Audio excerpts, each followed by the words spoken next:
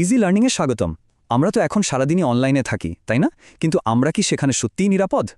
চলুন আজ সাইবার দুনিয়ায় সেফ থাকার কিছু সহজ কিন্তু খুবই জরুরি কৌশল জেনে নেওয়া যাক।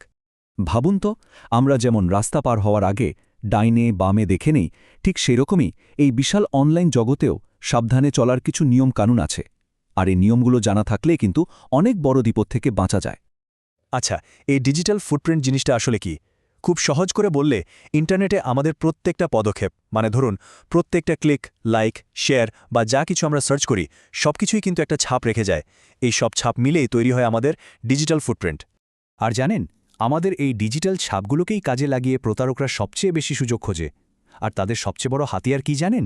আমাদের ইনবক্সে আসা ইমেলগুলো। আচ্ছা, চলুন একটু গোয়েন্দাগিরি করা যাক, কি বলেন? এই ইমেলটা দেখুন, বলা হচ্ছে আপনি নাকি লটারি জিতেছেন। দারুণ ব্যাপার, কিন্তু এখানে প্রথম খটকাটা কোথায় লাগছে দেখুন তো। ইমেলটা পাঠানো হয়েছে আনডিসক্লোজড রেসিপিয়েন্টসকে। মানে কি? মানে হলো এটা শুধু আপনাকে পাঠানো হয়নি, নাম ঠিকানা ছাড়াও আরও হাজার হাজার লোককে একসাথেই পাঠানো হয়েছে। এটা কিন্তু একটা বিশাল রেড ফ্ল্যাগ। তাহলে আমরা এখান থেকে কি শিখলাম? যদি কোনো ইমেল বিশাল কোনো পুরস্কারের লোভ দেখিয়ে আপনার পার্সোনাল ডিটেলস চায়, মানে নাম ঠিকানা এসব, তাহলেই কিন্তু সতর্ক হতে হবে। আর হ্যাঁ, বড় বড় কোম্পানির লোগো ব্যবহার করলেই যে সেটা আসল, তা কিন্তু একদমই নয়। ওকে, এবার কেস নম্বর 2। এটা তো আরও লোভনীয়।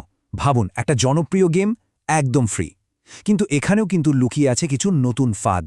চলুন সেগুলো খুঁজে বের করি। এখানে সবচেয়ে মজার ব্যাপার কোনটা জানেন? প্রেরকের ঠিকানাটা দেখুন। ফিফার বদলে লেখা ফিফা। এই ছোট্ট একটা বানান ভুলই কিন্তু ওদের সব চালাকি ধরিয়ে দেয়। আর ওরা সবসময় একটা তাড়া দেবে যে অফারটা এক্ষুনি শেষ হয়ে যাবে। কেন বলুন তো? যাতে আপনি ভালো করে চিন্তা করার সময়টাই না পান। আর এখন যেটা দেখছেন, এটা হলো সবচেয়ে খতরনাক ফাঁদ। একটা ইমেল এলো, বলল আপনার অ্যাকাউন্ট ভেরিফাই করতে হবে, আর তার জন্য একটা লিঙ্কে ক্লিক করতে বলল। যেই আপনি ক্লিক করলেন, আপনাকে এমন একটা ওয়েবসাইটে নিয়ে গেল যা দেখতে হুবহু আসলটার মতো, কিন্তু আসলে ওটা একটা নকল সাইট। জানেন, এই পুরো চালাকিটার একটা মজার নাম আছে, ফিশিং। ঠিক যেমন মাছ ধরার জন্য টোপ ফেলা হয়, প্রতারকরাও ঠিক সেইভাবে লোভনীয় অফার বা ভয় দেখিয়ে আমাদের পাসওয়ার্ড বা কার্ডের ডিটেলসের মতো মূল্যবান তথ্য হাতিয়ে নেওয়ার চেষ্টা করে। তবে হ্যাঁ, এই ফিশিং কিন্তু শুধু ইমেলের মধ্যেই থেমে নেই, এর জাল কিন্তু সোশ্যাল মিডিয়াতেও পাতা আছে।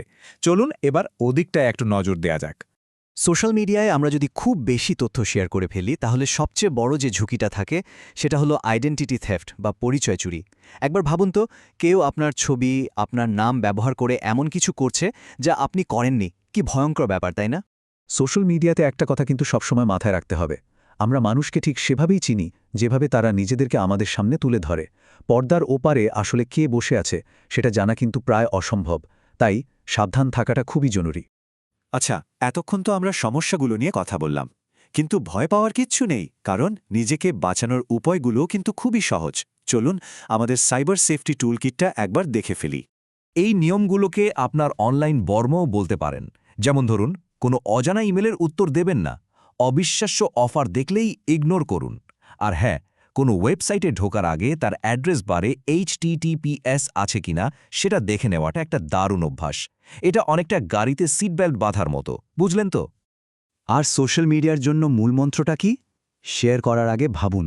আপনার প্রাইভেসি সেটিংসগুলো মাঝে মাঝে চেক করুন, যাতে আপনার পোস্টগুলো শুধু আপনার বন্ধুরাই দেখতে পায়। আর অবশ্যই কাজ শেষ হলে লগ আউট করতে কিন্তু একদম ভুলবেন না। তাহলে সব মিলিয়ে মূল কথাটা কি দাঁড়ালো? অনলাইন সেফটি মানে কিন্তু সারাক্ষণ ভয়ে ভয়ে থাকা নয়, বরং জাস্ট একটু সচেতন থাকা। এই ছোট ছোট সতর্কতাগুলোই আমাদের অনেক বড় বিপদ থেকে বাঁচিয়ে দিতে পারে। আচ্ছা, আজকের এই আলোচনা থেকে এমনকি কোনো একটা নতুন অভ্যাস বেছে নেওয়া যায়, যা আজ থেকেই শুরু করে নিজের অনলাইন জীবনটাকে আরেকটু নিরাপদ করে তোলা সম্ভব? একটু ভেবে দেখুন তো। এমন আরও অনেক কিছু সহজভাবে জানতে আমাদের চ্যানেল ইজি লার্নিংয়ে সাবস্ক্রাইব করুন। ধন্যবাদ।